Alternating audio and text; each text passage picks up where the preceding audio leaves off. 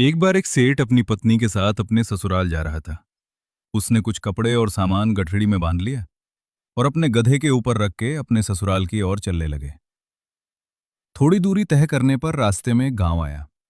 जैसे ही सेठ और उसकी पत्नी गांव से गुजरने लगे तो गांव के कुछ लोग हंसकर बोले, अरे देखो कितना मूर्ख आदमी है, गधे को साथ लेकर चल रहा है, ये नहीं कि उसके ऊपर बैठ जाए। जैसे ही सेठ ने ये बात सुनी, गांव के बाहर जाते ही सेठ गधे के ऊपर बैठ गया और उसकी पत्नी पीछे पीछे चलने लगी।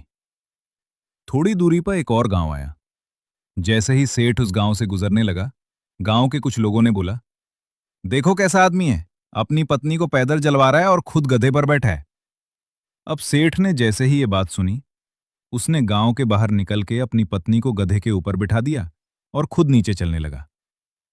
चलते चलते रास्ते में एक और गांव आया।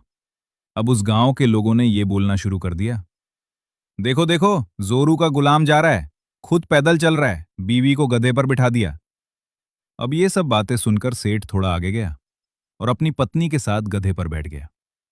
जैसे ही अगला गांव आया, लोगों ने फिर बोलना शुरू कर दिया, देखो ये सेठ कितना करूर है, खुद भी इतना भारी भरकम और अपनी पत्नी को भी साथ गधे को ऊपर बिठा लिया, इसको बेचारे गधे पर तरस नहीं आ रहा।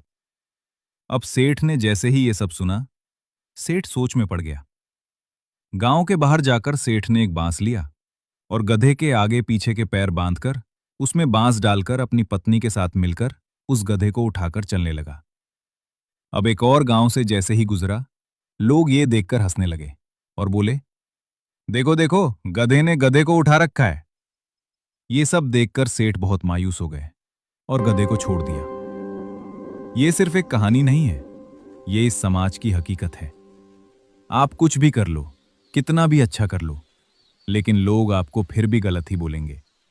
कहानी अच्छी लगी तो वीडियो को लाइक और चैनल को सब्सक्राइब जरूर करें। धन्यवाद।